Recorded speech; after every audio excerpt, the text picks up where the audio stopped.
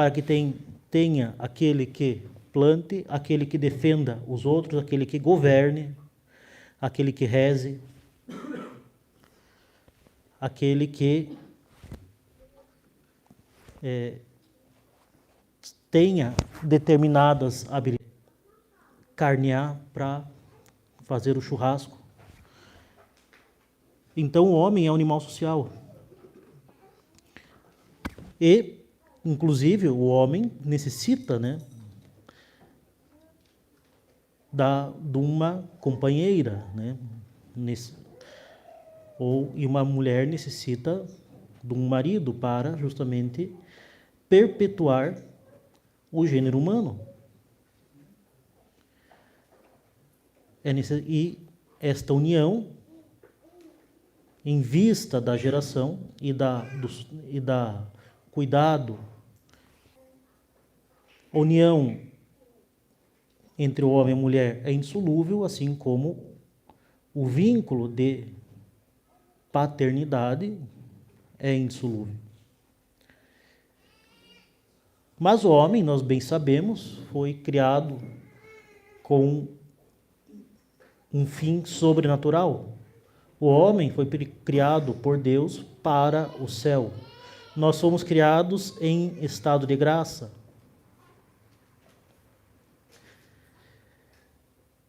Claro que tivemos contratempos.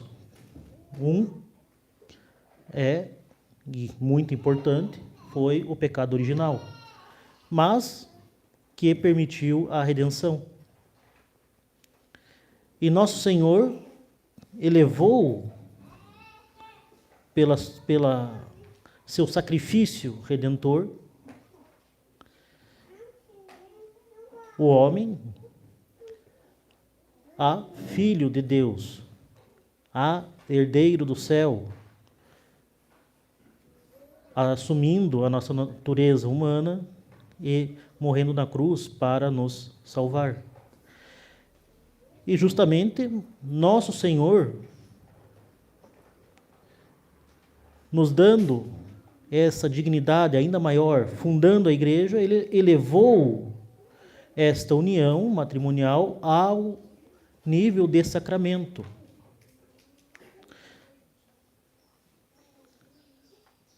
De forma que a união matrimonial, enquanto sacramento, simbolizando a união de Cristo e da Igreja, como diz São Paulo, é um meio de santificação. É o meio em que, pelo qual o marido e a mulher escolhem para ir para o céu.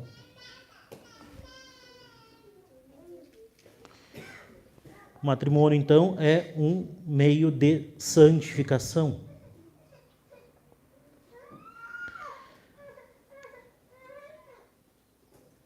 Então, recapitulando, o homem tem um fim natural, ou seja, ele foi criado para contemplar a verdade,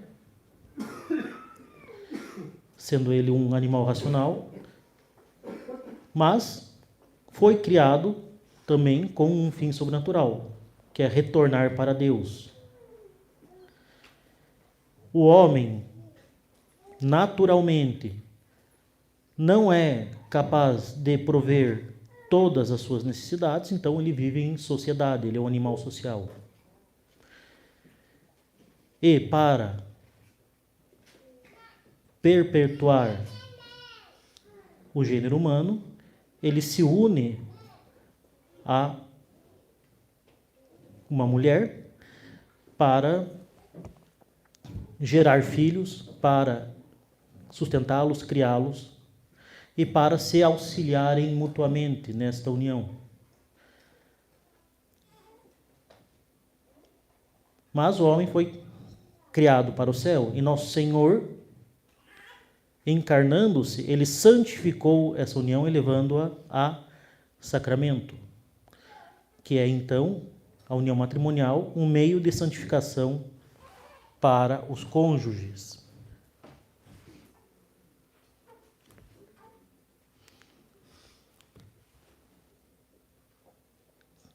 Então, esta união matrimonial,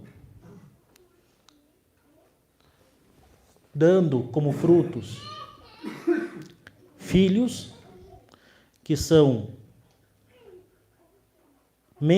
novos membros da sociedade, de forma que a família é a base da sociedade, e também gerando filhos de Deus, novos membros da igreja, ou seja, gerando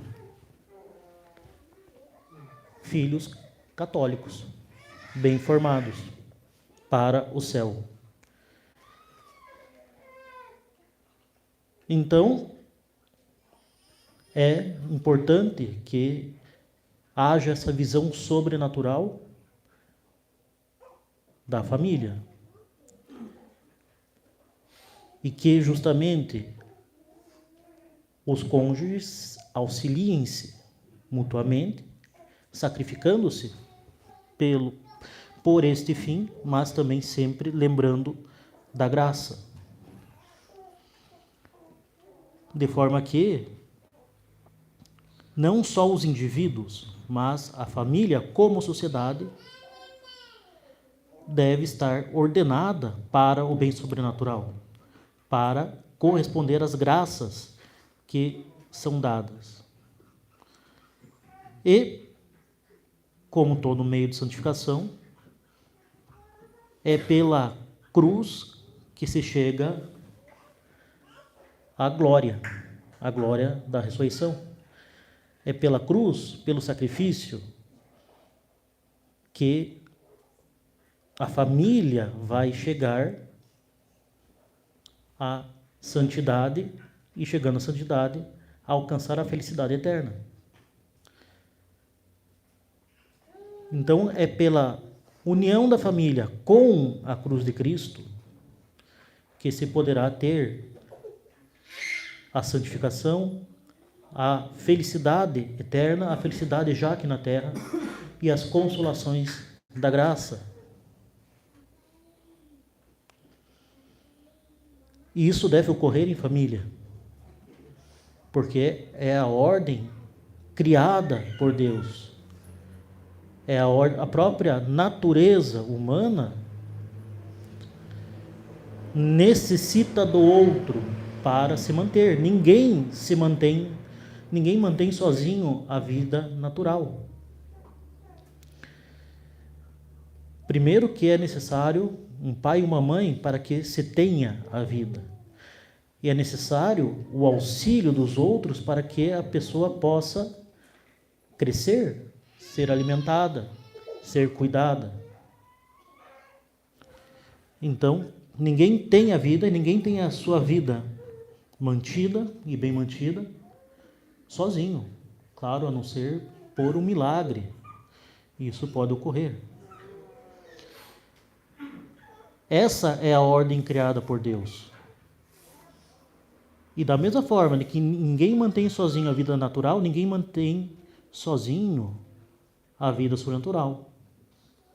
Primeiro, isso justamente é assim que Deus criou a ordem sobrenatural. Nós precisamos da igreja, nós precisamos dos sacerdotes, ninguém se autobatiza, nenhum padre se autoconfessa. Nós precisamos da igreja, nós precisamos dos ministros sagrados, nós precisamos pelo menos de outra pessoa para recebermos o batismo. E isso é a ordem que se encontra na própria família. Ninguém vai sozinho para o céu. A igreja é uma sociedade. A igreja é uma sociedade visível, que tem uma ordem, que tem uma hierarquia. A igreja é dividida em dioceses, em que as pessoas daquele local que querem ir para o céu se entreajudam e recebem a ajuda da igreja. As próprias dioceses são divididas em paróquias, nós temos apostolados, nós temos capelas. Ninguém vai sozinho para o céu. Também dificilmente alguém vai sozinho para o inferno também.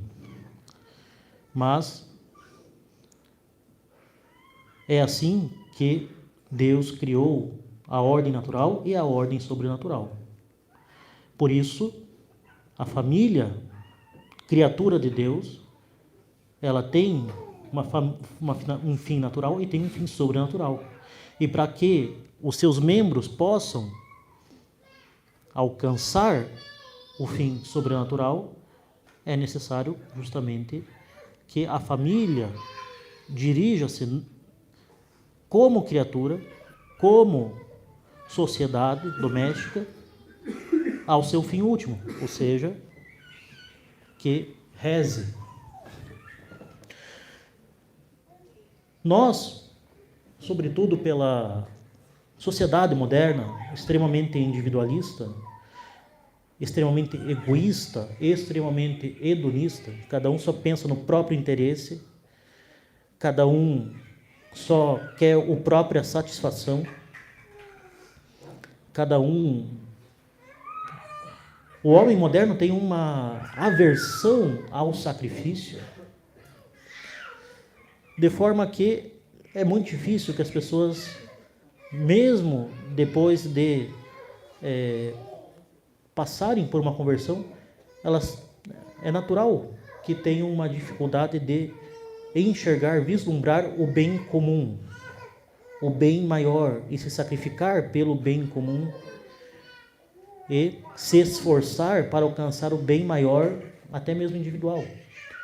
De forma que, muitas vezes nas famílias, você tem até indivíduos que buscam praticar a fé, que buscam manter uma vida espiritual, mas muitas vezes por meio unicamente de práticas individuais.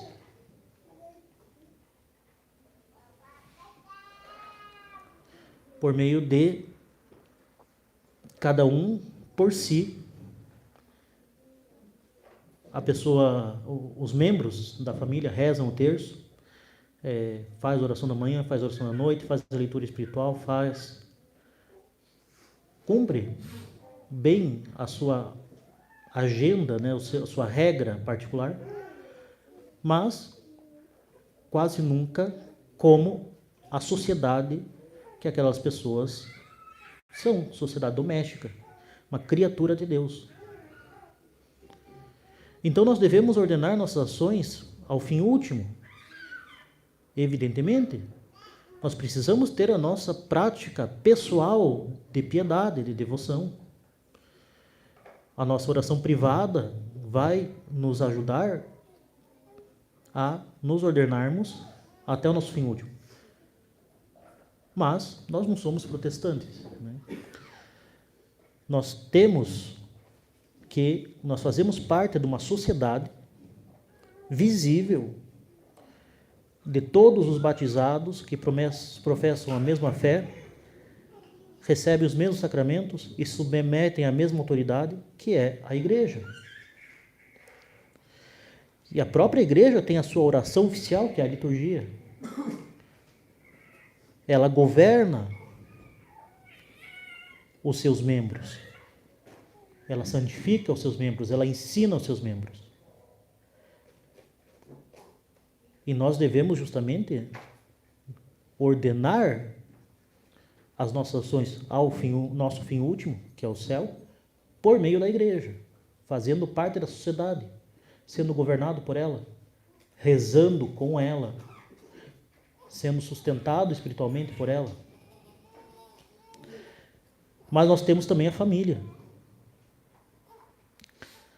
A nossa ordenação a Deus, ao céu, passa pela família, que tem um governo, tem uma hierarquia. A família tem uma hierarquia. A família tem um chefe que deve governar. A família tem um chefe que deve dar o exemplo, que deve buscar a santificação daqueles que estão sob o seu governo.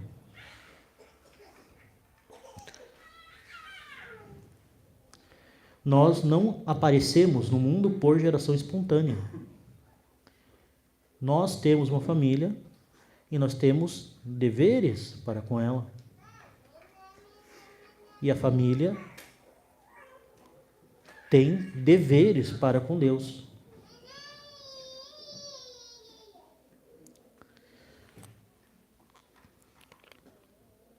Ou seja, não basta que se tenha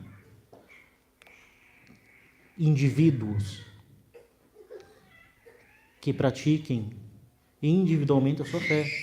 É necessário que o façam em família e também o façam em família pela igreja.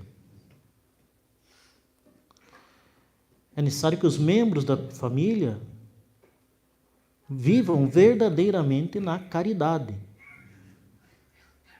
Porque somente assim, vivendo na caridade, que eles vão poder santificar-se individualmente.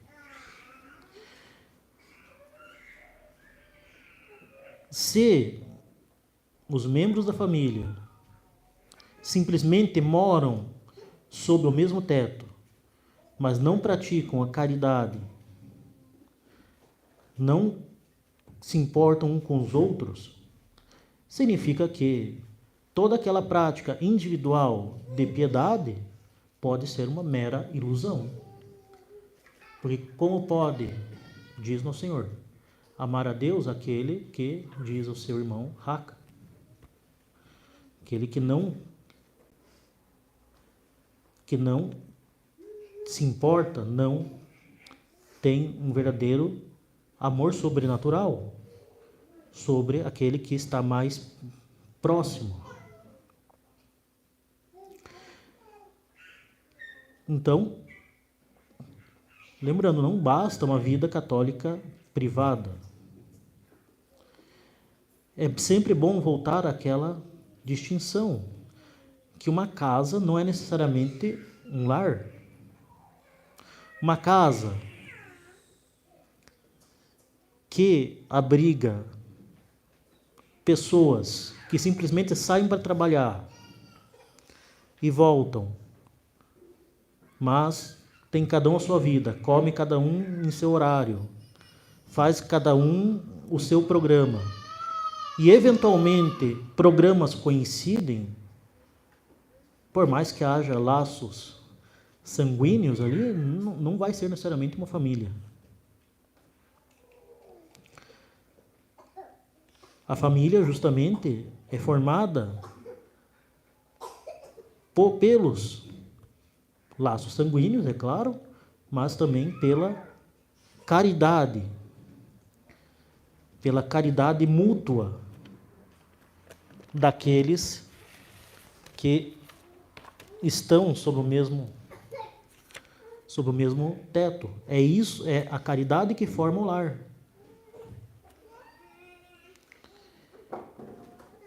Justamente, havendo essa caridade, mesmo que haja imprevistos, mesmo que haja ausências, mesmo que haja longos afastamentos, cada um vai estar justamente próximo um do outro por causa dos laços de caridade que provém do amor de Deus que os unem. E aí está justamente a grande importância da oração. A oração nos aproxima e nos une a Deus, e assim, aumentando a caridade, aumenta também a união entre aqueles que estão mais próximos, a união entre os membros da família.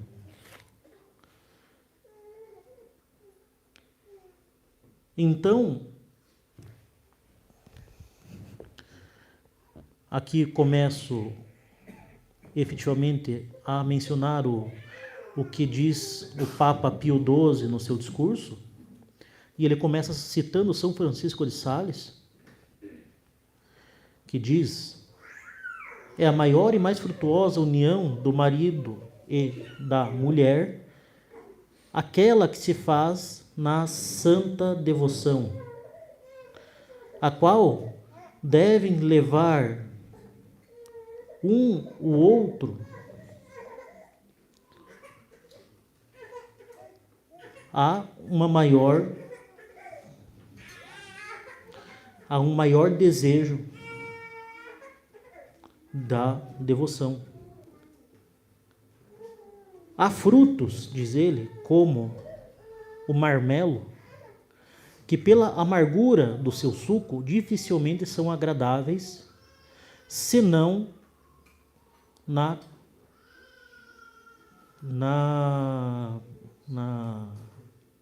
confitura, geleia, senão na geleia.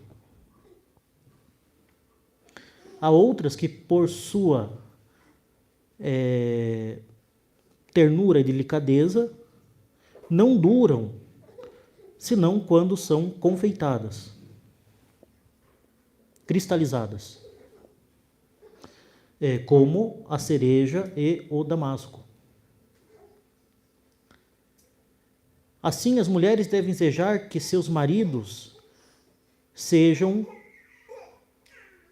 geleizados pelo açúcar da devoção. Porque o homem sem devoção é um animal severo, amargo e áspero. E os maridos devem desejar que suas esposas sejam devotas. Porque sem a devoção, a mulher é frágil e propensa a cair ou manchar a sua virtude. Enfim, homens e mulheres são diferentes. Daqui a pouco eu vou falar isso, vai dar cadeia, mas homens e mulheres são diferentes. E cada indivíduo também tem suas características próprias. É pela devoção, pela fé, pela oração que cada um vai poder lutar contra suas fraquezas, seus vícios, seus defeitos dominantes. E é pela oração que cada um vai poder vislumbrar o bem maior daquela sociedade, daquela união marital, e se sacrificar um pelo outro e sacrificar-se pelo bem comum. A devoção, a oração vai fazer com que o chefe governe, mas governe com caridade, que de fato cumpra o seu dever, que exige uma verdadeira virilidade, uma verdadeira disposição ao sacrifício duro, né? O homem deve estar pronto para dar a sua vida pela sua família, e literalmente.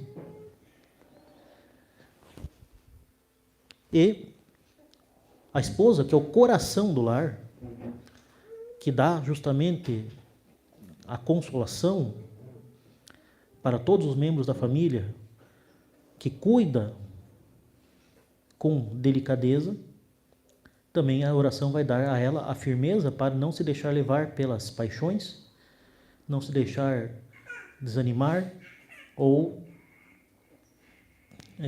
entristecer-se diante das dificuldades, e também não vai deixar com que ela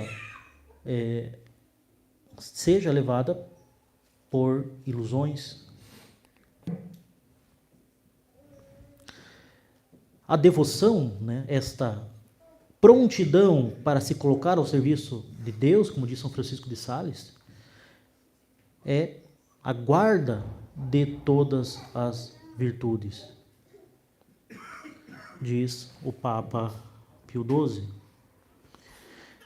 A devoção justamente nos dá uma prontidão para realizar atos, tendo em vista, em primeiro lugar, a glória de Deus. E o principal ato da devoção é justamente a oração, que é o alimento do espírito, que é o sustento da vida sobrenatural.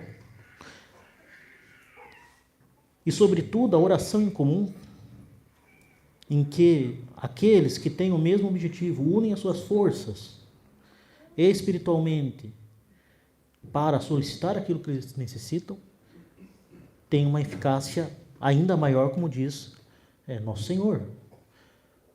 Eu vos digo novamente, diz Nosso Senhor, se dois ou mais concordarem na terra algo que pedem, eles obterão de meu Pai que está nos céus.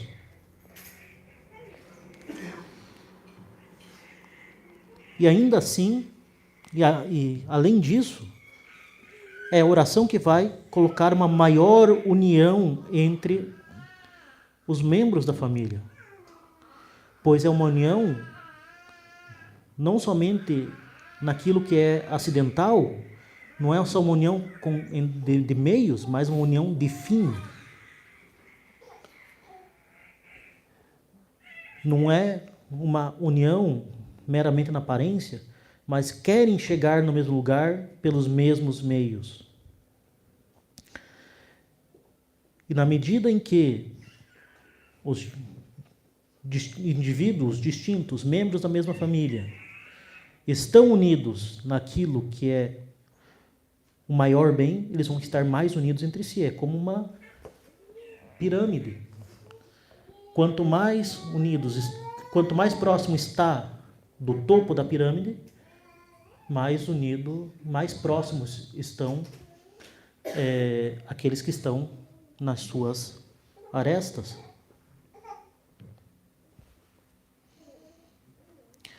E daí a semelhança com a união entre Cristo e a Igreja,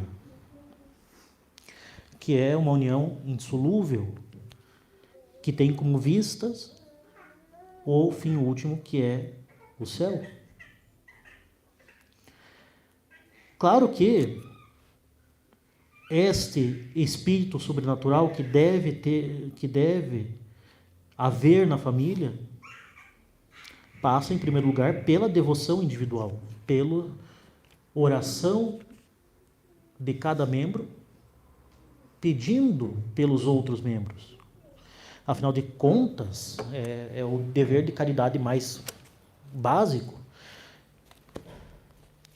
Passa pelo exercício da caridade em atos, suportando-se mutuamente, suportando o defeito um dos outros, porque todos têm. Se nós convivêssemos com um hipotético clone nosso, nós não viveríamos em paz, mas descobriríamos como nós conseguimos ser insuportáveis, às vezes. Ou às vezes também na maior parte do tempo. Então, a caridade justamente leva ao sacrifício um pelos outros. Mas é necessária esta oração em comum. Afinal, nós somos feitos de corpo e alma.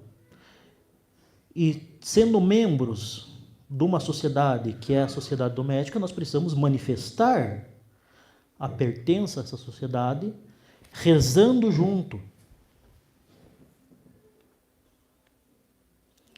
E é esta oração em comum que tem uma maior eficácia e que demonstra claramente esta união no fim e no fim último, esta busca comum pelo bem maior que é o céu, que vai trazer maiores consolações e uma maior felicidade para a família. Lembrando justamente que há uma união natural, mas também a busca de bens sobrenaturais em comum na família.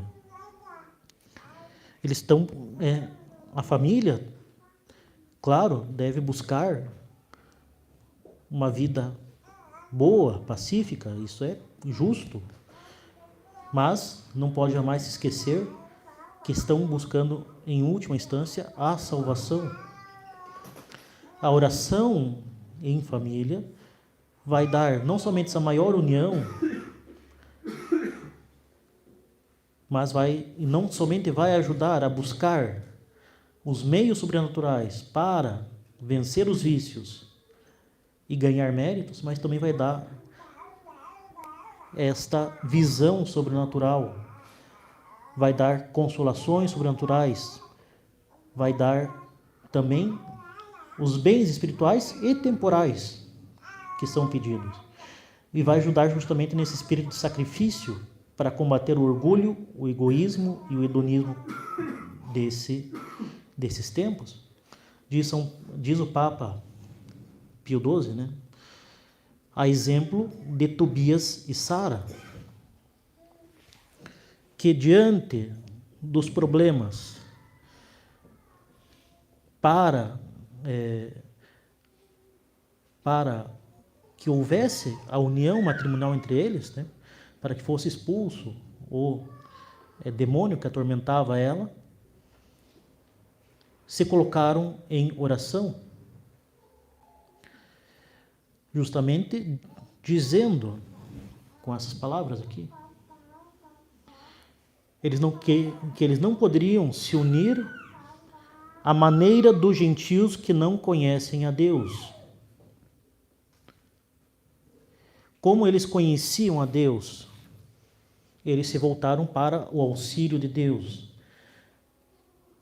E esse conhecimento não deve ser um mero conhecimento intelectual, mas deve estar justamente ser colocado em prática, deve ser vivido. Não basta a pessoa, o indivíduo, estudar o catecismo, ler livros de espiritualidade, ter até a sua própria devoção particular, mas se no matrimônio ou na família a única preocupação é pagar as contas, é conseguir tal ou tal objetivo, e os únicos momentos de reunião são para algum entretenimento, ou pior ainda, na frente da TV. Justamente a família deve saber que não é cada um por si em direção ao céu, mas em família para o céu. Justamente, se os membros da família conhecem a Deus como conheciam Tobias e Sara, eles vão estar unidos como filhos de Deus e vão buscar, em primeiro lugar, o reino de Deus, rezando em família. Então, rezar sempre que seja pelo menos o Ângelus ou o Pai Nosso, diz o Papa Pio XII, em situações de grande tribulação.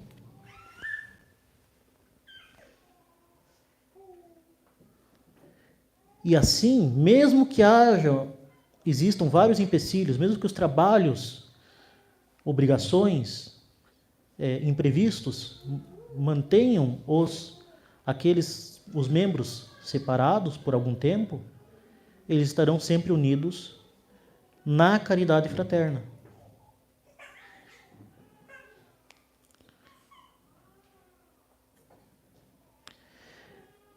Então, é necessário que haja esta convivência, ou seja, que a família realmente se importe um com o outro, busquem partilhar o que acontece, o que ocorre nas suas vidas, que comam juntos, pelo menos alguma refeição, pelo menos algum momento na semana, tenha essa convivência, claro, sempre diante da possibilidade, mas é necessário ter essa convivência, demonstrar esta caridade, partilhar os acontecimentos e dar o devido lugar a Deus. Manter o espírito sobrenatural. Dar o devido lugar a Deus. Então, estar junto e estar junto diante de Deus. Rezar em família.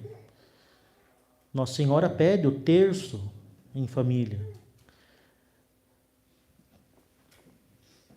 Ou, diante de períodos atribulados, pelo menos o ângelus, pelo menos a oração da noite, pelo menos alguma coisa. E lembrando justamente, não é este o momento em que a família vai se colocar diante de Deus. Porque Deus está sempre presente. Ele nos dá todas as graças, nos dá todos os momentos que nós vivemos, nos dá todas as oportunidades. Ele já está presente. Então, não é uma atenção que a família vai estar dando para uma visita. Não, mas Deus está presente sempre na vida familiar. Ela só vai reconhecer isso para que justamente ninguém se esqueça. Então, é necessário manter a oração em comum para todos que habitam sob o mesmo teto, diz o Papa Pio XII. Pelo menos, diz ele, a oração da noite. Que todos se reúnam para rezar. Pais, filhos, os demais moradores da casa, parentes, que morem juntos. E diz o Papa Pio XII, até mesmo os servidores daquele lar, que moram lá, os trabalhadores que estão lá, pois também o pai de família tem dever para com eles. E sem dar ouvido a comodismos egoístas, que na verdade são desculpas que o demônio sopra nos ouvidos para afastar a família de Deus e faltar com o dever de Estado. Ou seja, mas é difícil rezar porque as crianças fazem muito barulho. Então, se é difícil dar comida para as crianças, melhor deixar quieto. Se é difícil vestir as crianças, se é difícil dar banho nas crianças, isso daí é a tentação sob aparência de perfeição. É fazendo o teu dever de Estado que você vai rezar melhor. Não num campo verde com passarinhos cantando. Porque daí está na melhor das circunstâncias, em vez de rezar, vai viajar na maionese. No fim das contas, não vai estar rezando nem de um jeito nem de outro.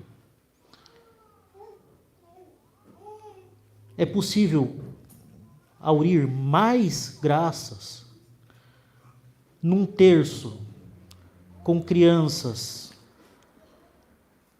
agitadas, para não dizer tocando terror, do que sozinho na cama, em que você vai cochilar, vai dormir, etc. Claro, isso não quer dizer que tem que... daí vai buscar a confusão sempre para rezar, não. Tem que rezar nos dois momentos, sozinho e com as crianças. E os pais têm esse dever, eles devem instruir, devem levar à missa, devem cuidar das crianças na missa, devem rezar com as crianças de manhã. Se não é possível todo mundo junto, que justamente os pais rezem com cada um, né? na hora que despertar. Os pais devem justamente dar o exemplo para os filhos. Os filhos devem ver os pais confessando, devem ver os pais indo comungar, devem ver os pais rezando sozinhos também. pois justamente são os pais que são responsáveis pelo primeiro catecismo, pelo exemplo. Eles devem justamente dar o exemplo na convivência entre si,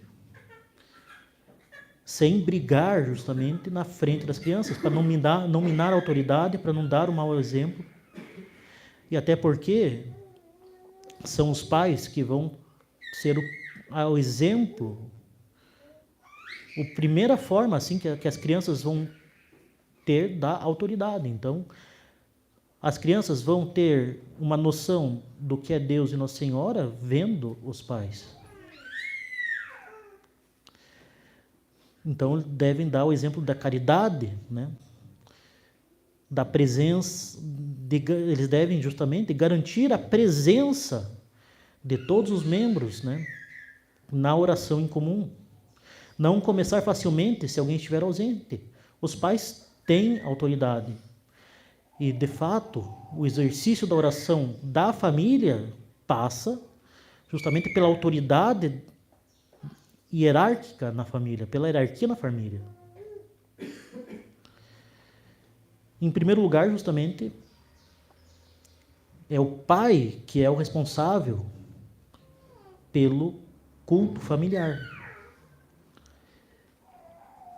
E, além disso, né, de forma que é natural, o pai conduz a oração, o pai exerce a autoridade, o pai garante justamente o momento da oração. A santificação da família passa pela cabeça da família, que é o pai.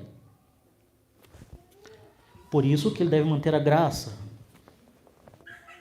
em si, evidentemente, né? Mas também esse zelo pela família na oração.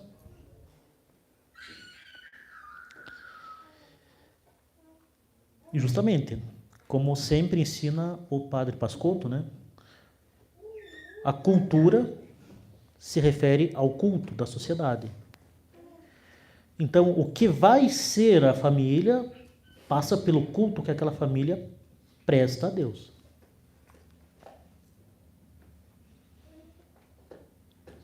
De forma que, e aí o Papa Pio XII cita Plauto,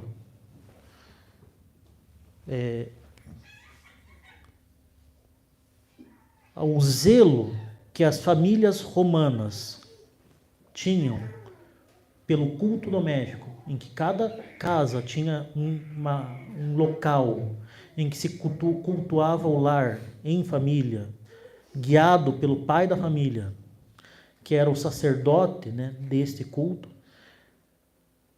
e mesmo com eles tendo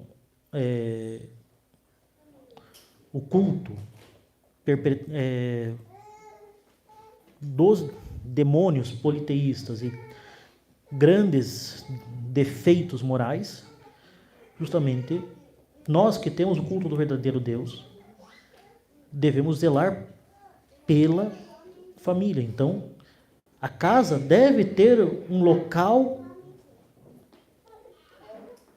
e o local mais importante em que se tenha o crucifixo, que é justamente o sinal da nossa redenção, em um local de honra. Não é transformar a casa em uma igreja materialmente, mas que a disposição da casa reflita a disposição das almas que vão se reunir juntos para rezar e que reflita a disposição das almas com relação àquilo que há de mais importante, que não é a TV, mas nosso Senhor Jesus Cristo. Donde a importância de um altar familiar central, que haja o crucifixo, que haja o Sagrado Coração de Jesus, que deve ser o rei da família, que tenha sacramentais como água benta e imagens, e que nesse lugar mais importante se reúnam para rezar. Rezar o quê? Primeiramente, o mais importante de tudo, o terço em família. ao terço, que é a oração mais completa, que inclui a oração vocal e a oração mental, e que mais agrada a Deus, pois nela, por meio de Nossa Senhora, nós meditamos todos os mistérios da nossa redenção.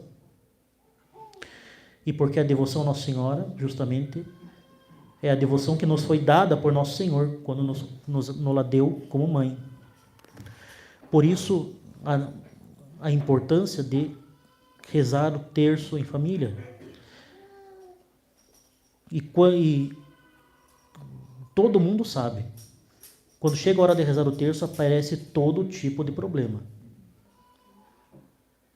Todo tipo de problema. Até, eu lembro, há muito tempo atrás, acho que lá por 2009, uma crise de riso incontrolável que teve com uma coisa besta entre eu, meu pai e minha mãe, justamente na hora de rezar o terço. Ficou para a história. Então aparece todo tipo de coisa. Por quê? Porque justamente o demônio não quer. Aparece todo tipo de desculpa, né? Não, cada um reza... tá difícil hoje, cada um reza o seu, em particular. Mas justamente, é algo que deve ser mantido. A devoção ao Sagrado Coração de Jesus, entronizando o Sagrado Coração como rei do lar. E a própria bênção do lar pelo sacerdote. Tudo isso justamente deve manter esse ambiente verdadeiramente sobrenatural, que tem como centro a cruz e a imitação, né, de Nosso Senhor Jesus Cristo. E claro, né, como eu falei, a oração da família deve ser justamente pela igreja, né? Então, deve passar pela igreja fisicamente, né? A ida da família para a missa, pelo acompanhamento do ano litúrgico, por ter uma vida que, claro, tem seu aspecto natural, tem seus problemas naturais, mas que tem também presente em comum a vida espiritual. Então, por exemplo, que o principal reunião da família seja sempre, que as principais reuniões da família sejam sempre perpassadas por esse aspecto sobrenatural. Claro, a família tem que descansar, tem que ter a sua recreação, mas não deve jamais ignorar o mais importante, que é se reunir com Deus, e não com as diversões. Esse é o principal, estar Deus sempre presente. Então, que, por exemplo, haja um acompanhamento do ano litúrgico. O Papa Pio XII recomenda, por exemplo, que a família leia, né, o santo do dia em comum. E isso pode ser facilmente feito. Tem um livro super sensacional que é Na Luz Perpétua, do Padre Lehmann, que tem não somente o santo do dia, mas também pontos, né, de reflexão. Que os pais deem leituras espirituais, né, para os filhos, na medida em que eles têm condições, mas também falem de Deus, ensinem a rezar, deem verdadeiramente o primeiro catecismo.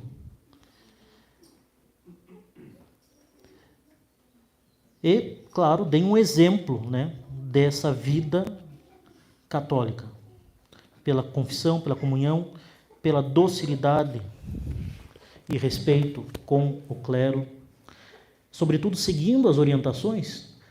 Afinal de contas, quando as crianças escutam uma coisa na igreja e veem os pais fazendo outra, simplesmente elas vão concluir que, bom, elas escolhem o que elas fazem. Até mesmo elas escolhem se obedecem aos pais ou não. E, bom, mantendo esse espírito sobrenatural, mantendo esse espírito de oração e de caridade, nada vai poder desunir a família. E elas vão, nem os trabalhos, nem as tribulações, nem, como diz São Pio X, Papa Pio XII, o perigo da guerra iminente.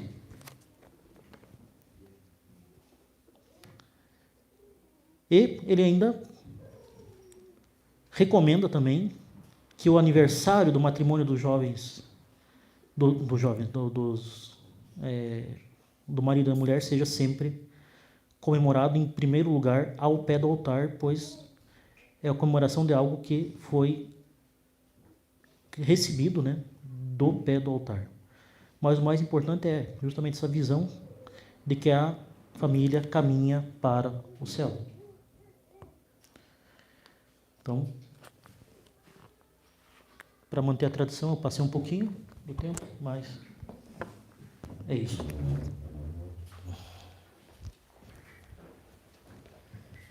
Bem, muito obrigado, Padre Marcos. Vamos então rezar.